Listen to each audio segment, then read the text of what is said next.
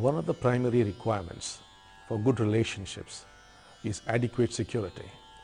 If there is insecurity, conflicts are sure to erupt. Financial security is a very important contributor to the sense of stability anyone experiences. That's why whenever there is a financial deficit, the resultant fear and insecurity has a tendency to show on relationships. In order to handle the situation, you need to understand the second spiritual law that governs destiny, the law of emotions. The universe says, you manifest what you fear, you manifest what you hate, you manifest what you love. Firstly, let us understand the difference between thoughts and emotion. Thoughts are random occurrences that don't really hurt you. They need not scare you. They don't have such force behind them. Emotions, on the other hand, are thoughts packed with intensity. Thoughts that are repetitive. So what we are dealing with here are emotions and not stray thoughts. You manifest what you fear, says the law. Fear is a primal emotion. You could also say it is the mother of all other painful emotions. Jealousy is the fear of being overtaken. Anger is the fear of not knowing what else to do. Hurt is the fear of being ignored or insulted.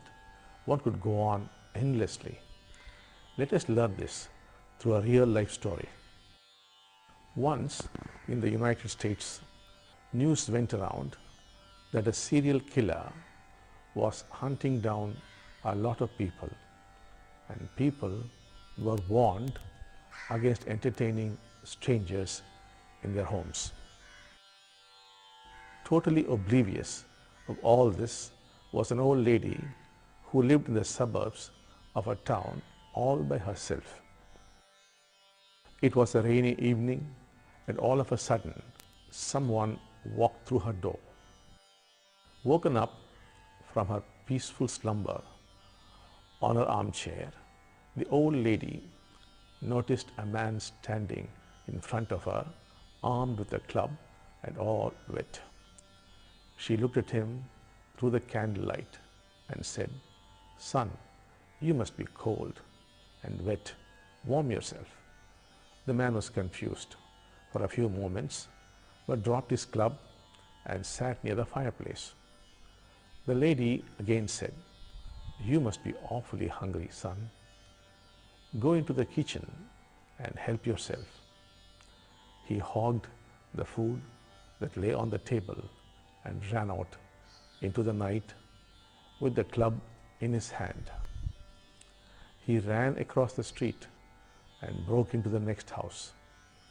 As the family screamed in terror, he used his weapon on them. Why do you think his responses were so drastically different? He was a maniacal serial killer, yet did not hurt the old lady, while he hurt the immediate neighbors, because you are the fuel for other people's responses towards you. Since the old lady had no fear, the serial killer could not hurt her, while the ones who were terrified got themselves killed.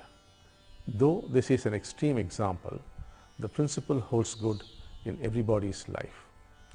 You attract events and people you fear.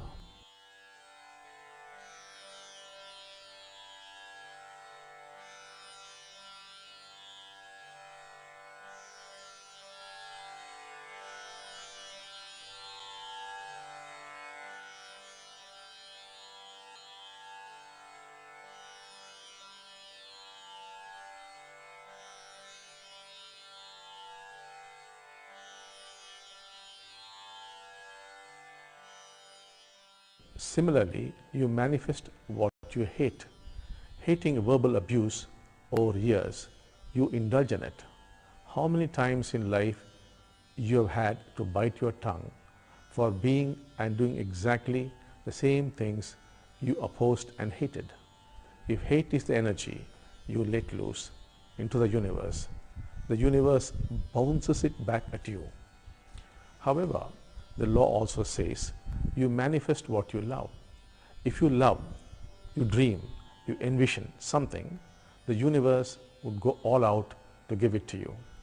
Most often life takes a downturn when your love and passion takes a downslide. Instead of investing energies on hate, invest in love. Instead of being afraid of conflict, love peace. Instead of hating poverty, love wealth. But how do emotions that are the mere result of biochemical reactions in your brain gain such force? Emotions that are not acknowledged and accepted by you in the course of your life get accumulated in the deeper layers of the unconscious.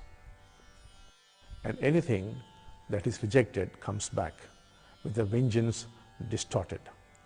That is why when people indulge in regular unpleasantness in their family, their problems complicate even more. It becomes a catch-22 situation. More problems, hence more fights, and hence more repression, and so on and so forth. When in times of difficulty, do you usually use your family for gaining peace and strength, or do you only use it to vent out your frustration? What emotions have you got addicted to in relating to your family in difficult times?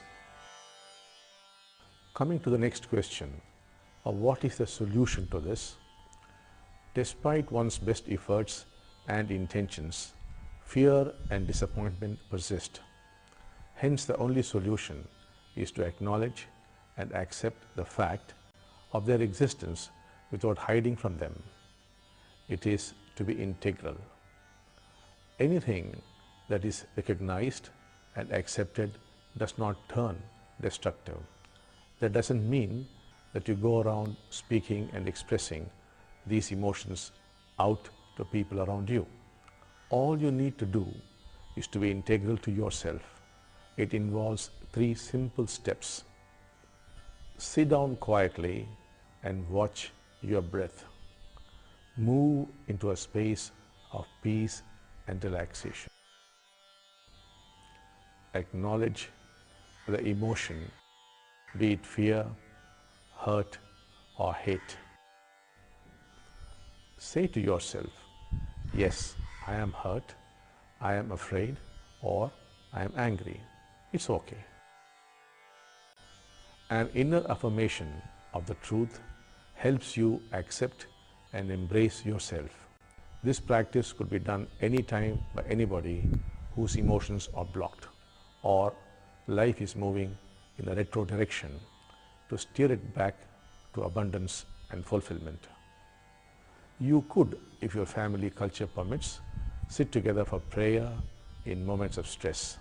It would prove to be a tremendous energy booster and would invoke divine grace into life.